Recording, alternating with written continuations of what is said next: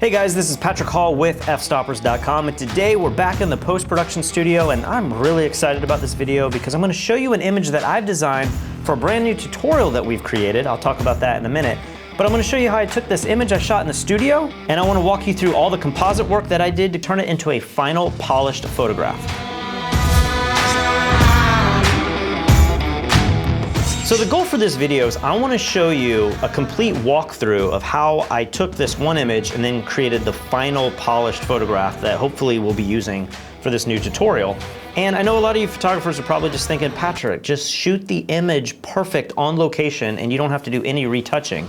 But if you've been a photographer very long, you know that is just simply impossible in most cases. The more commercial work that you shoot and the more advertising work you shoot, you realize that adding assets and adding flares and layering on different layers and blending multiple images, it's just a part of the process. So as you can see here with my favorite image from this shoot, I've had a couple problems that I need to deal with. The first problem we have is you can see these white bars on the left and the right. I've added a little bit of canvas space to this image, and that's because I shot this with a 2:3 aspect ratio, but this image was going to be used in a 16:9 frame, and instead of shooting a little bit wider, I shot tight the way that I thought it would look good in the camera. It's probably something that many of you guys do all the time, which means if I come up here to my crop tool and I choose 16:9 and I want to include only the pixels from the camera, I am forced to either cut out the camera or chop off the head of the photographer. Neither one of those options are going to work, so I've extended the canvas and I'm going to have to fill in these white pixels with something that makes sense. So I'm going to show you what I did there, and then I'm going to show you a few other little things that I've added to this image to make it just a little bit more compelling. And then in the second part of this video, I'm going to open this image in Boris FX optics software, which is a really, really unique piece of software that allows you to add lens flares, smoke, gradient, film grains. It does really a whole bunch of different things that's very unique in the world of photography because it's not just a photo editor. It's something that's actually creating real assets that you can use. You don't have to download them. You don't have to pay for licenses. You don't have to go to a stock website and find the perfect asset. You can create these things dynamically in the program, which I think is incredibly useful for something like this. So let me start going through these layers. I'm going to show you exactly what I did, and hopefully I can show you a few little techniques that you can use in your own work. So obviously there's a few glaring problems that we have to address with this image. Most notably, you can see our V-flats right here in the background. You can also see David sitting back here. He's working the smoke machine. I wanted to shoot this image with a lot of natural smoke so that if we had to composite different assets into this image, the base image would still look pretty accurate. We shot this entire image with hot lights, so none of this is strobes. But one problem you can see is there's really no smoke in front of our subject. I wanted to have the sharpest, most detailed image while still having some atmosphere in the background. Also, we're gonna have to add some lens flare and maybe some light leaks. The theme for this image was for him to represent the well-rounded photographer and that he was this hero photographer capable of shooting anything, and he's in like this stadium or this studio and all attention is on him and he's just a total badass. So I think to give that vibe, in my mind at least, I thought we would have lots of lens flares and maybe God rays. I really wanted the light to skirt across the frame a little bit more than it did in actual reality. So let me show you a few of the things that I did here. The first thing I did was I need to clean up the background. I need to get rid of David and I need to get rid of our V-flats. So using just the dodge and burn tool, mainly the burn tool over here, and then we have shadows, midtones, and highlights. Most of my detail that I want to get rid of is in the shadows. You can see if I start really burning this in, and I'm going to go really heavy-handed just to kind of give you the idea here. I can easily hide David, and you can also use the clone tool to kind of clean it up a little bit more, but that's the basic idea, is just to burn in all of the background, and then I wound up with a shot that looked like this. Now this was all shot with multiple hot lights, and we've gelled some of them blue, we've gelled some of them orange just to make the colors really extreme. You can see all the highlights on the photographer, they're all really a blue tint, but then we have all this nice warm light in the background. But after I burned all of this in, I thought, you know what? I need some more lights in here. I didn't have them on set, but check this out. Here are some of the test shoots and some of the images that I took on location. I think it's always important, if you know the concept of the photo, to go ahead and take precautionary images just in case you need them when you get back to the post-production studio, and that's exactly what I did. I took a bunch of images of our lights, I moved them around and put them in different orientations. I shot some of them blurry and out of focus. I also shot a lot of them really sharp so that I had the detail there if I needed. And then I could just open these, drag them into Photoshop, and then composite them in to where I can add just a couple more lights and make it feel a little bit over the top. If you're the type of photographer who only has 2 or 3 lights and you want to create this look, it's extremely easy to do by just taking multiple images in the dark and then putting them on top of each other. And then here I just went down to screen, and that blending mode made it really easy to add this to it without having to do a whole lot of complex masking. If I come up here to normal, you can see it just doesn't fit right, but if I come down here to screen, it's perfect. Now the next layer, I've labeled this left extension. I basically just found another light and I put that in there, I feathered it, I masked it in so that it blended in really perfectly, and I was able to fill in the left part of the frame pretty easily while also adding this nice light here that just adds a little bit more of the effect. It seems like a practical light that is adding to my scene. Now obviously we need to fill in the right hand side, but I liked the look of this light here. Let me show you one simple trick that you can do to fill this in. I can just take my selection tool, highlight everything right here. Let's come down to edit, transform, and distort. And I'm just gonna pull the left-hand side in. It does make my light a little more oval shaped, but I don't think anybody's gonna notice.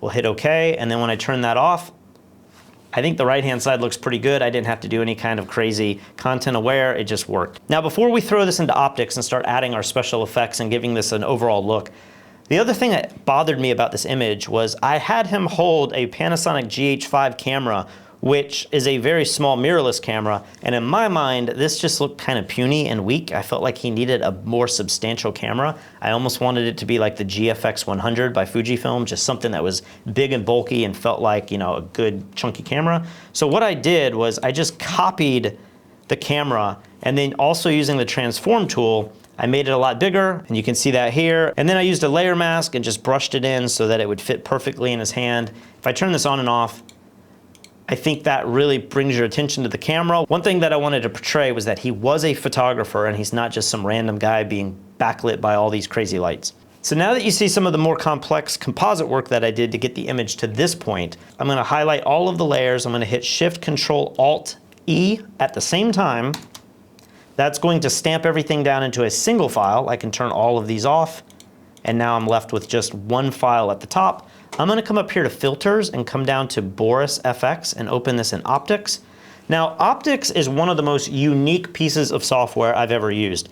If you've watched our channel, you know that we use a lot of different pieces of software to edit our photographs, and many of them are kind of like competitors or replacements for Lightroom. They're pieces of software that you would just open your raw file in and you would do all the basic adjustments. I feel like every software does that, and some do it better than others, and some of them have little features that you might want to consider. With Optics, you can do all of that stuff as well, but what's really cool about this is a lot of these effects are based on their video editing Sapphire collection. And if you've ever used Sapphire, probably many of you haven't if you're not a video editor, they create dynamic effects that can be used in video, meaning if you need a lens flare, you can design a 3D effect that will look great in video. But what this means for photographers is that we can create lens flares that are entirely unique. They're not going to be anything that somebody has bought online or ripped off of Google. And I can manipulate the assets so perfectly that if I need a lens flare or a lightning bolt or I need smoke, the software actually generates that in the program itself, and it gives you a completely unique file that is different. So if you need to use smoke over and over and over again for like 20 different photos, you can just change the smoke really quickly and it's gonna look like you shot it on set. The first effect that I wanna work on are the lens flares. I want there to be more of a directionality, like the light is actually cutting through the smoke that is in our scene. For whatever reason, maybe we just had too many lights, or the particles in the smoke machine weren't large enough to really create that effect. Or, you know, if we would have snooted the lights, it would have covered less of our subject. It wouldn't have given the lighting effect on him, but it might have given that beam of light. Using an effect like lens flare, we're able to keep the perfect lighting on him while also getting that sunbeam lens flare look that we did not capture on set. So if I click this, you can instantly see it's using the default one, and it's putting a lens flare in. It gives me a couple parameters here. This is really cool, where I can move the light and I can make more or less of the flare. And what's amazing here is look how many options we have. I mean, I can scroll down for what seems like ever and find the perfect lens flare that I want. If you like that J.J. Abrams anamorphic blue light look, you know, you're doing something really techy and modern, you can play around with that. This one's pretty cool. It gives you those bokeh aperture blades. And look at this, we can move this around. For this image, I think something like Desert Storm looks really cool. I'm gonna come over here to parameters, and now I'm just gonna tweak what this looks like. And since this light up here is blue, I might bring this one down. And I always like to go really subtle with this. I don't want my light rays to be too strong here, so I'm gonna bring them down. I also don't want it to have a ton of light rays. I think that looks kind of cheesy and fake, so I might just come down to 0.4, so I can kind of get just a little bit of burst coming behind him. Could also pull the brightness down just a touch. I think I want some definition in that light that we have back there. But you can see what it's doing. It's starting to eat into his arm, and it's giving that really realistic lens flare look on our subject. So something like that's pretty cool. Now, since I'm going to need many light flares here, I can come over to my layers. This is the lens flare that we're currently using here on the left. I'm gonna right click, I'm gonna hit duplicate layer. It's going to create the exact same effect. I can now move this one somewhere else. And maybe I'll just use this exact same setting up here. You can see it's now starting to add some highlights on his body. I have this little tiny ring here. If I don't like this, check this out. I can come up here to edit lens, and the Sapphire plugin is gonna open up. And this is where, I mean, this is pretty mind-blowing.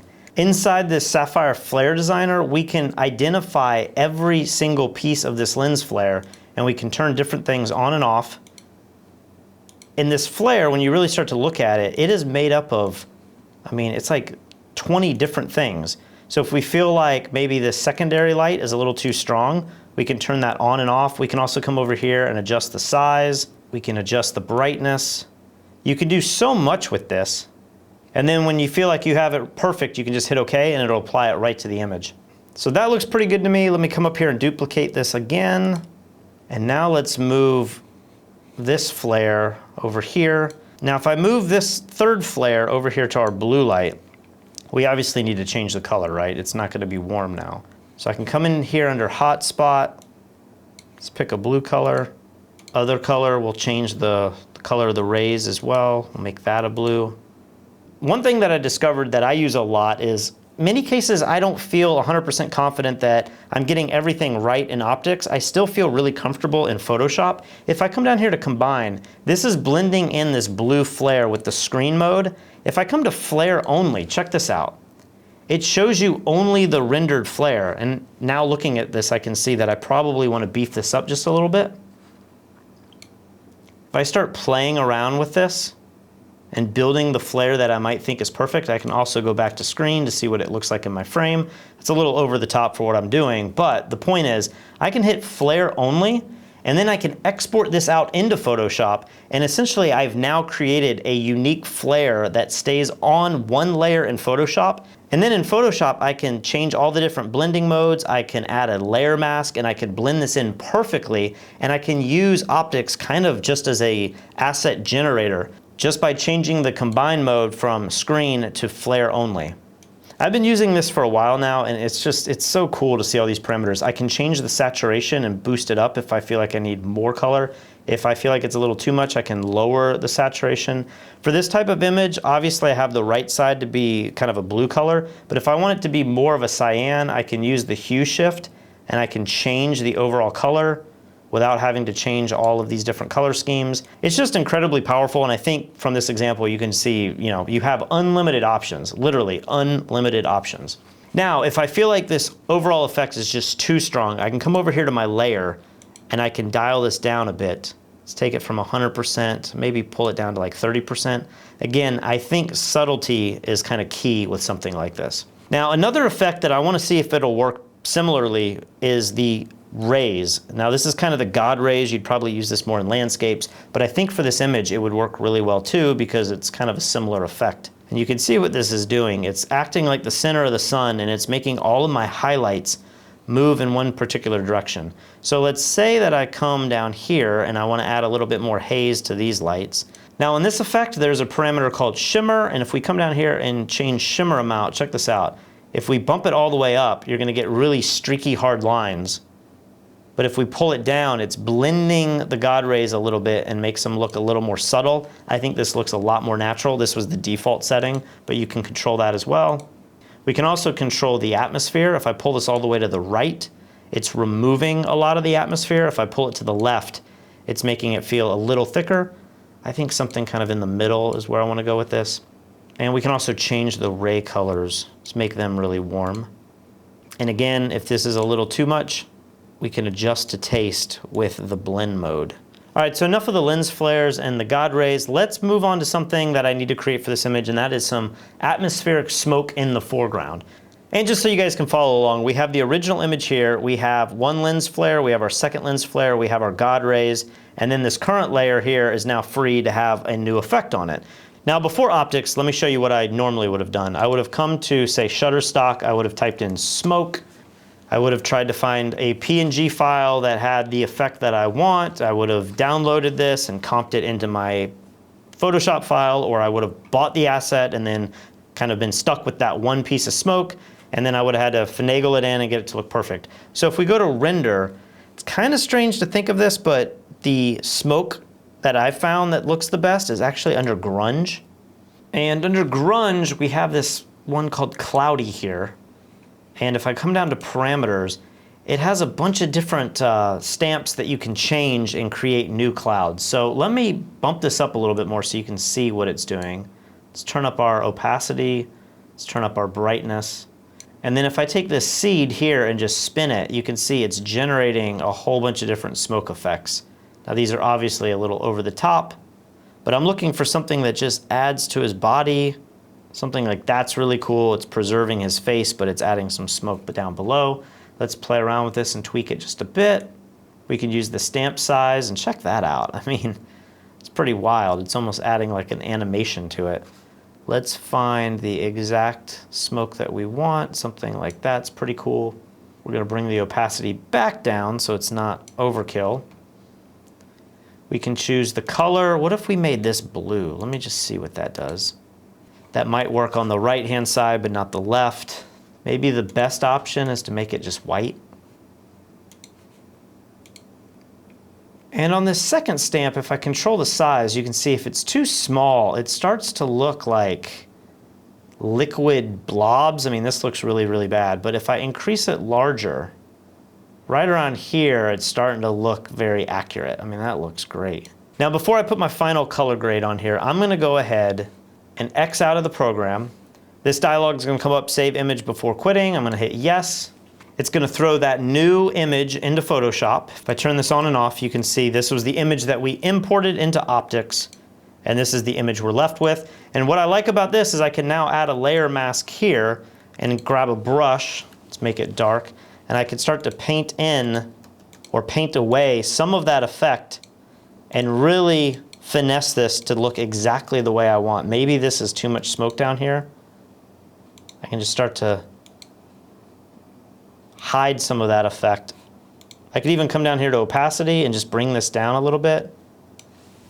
And now if I turn this on and off, you can see it's a lot more of a subtle effect, but it gives you just so many options. I mean, before I would have to have 20 different layers of smoke, and I'm trying to find smoke that's not too sharp or not too blurry. I can literally generate that in optics and use it exactly as I need it. Now I'm gonna hit Control-Shift-Alt-E one more time, flatten all of this down to a new layer. Let's go back into optics. I wanna separate my smoke layer from my final washed layer. I'm gonna show you how I did that here. Go to Boris Effects, go back to optics. Let's go over here to gradients. Maybe do a dual gradient. Come to parameters. We can come down here from top to bottom. We want to go left to right.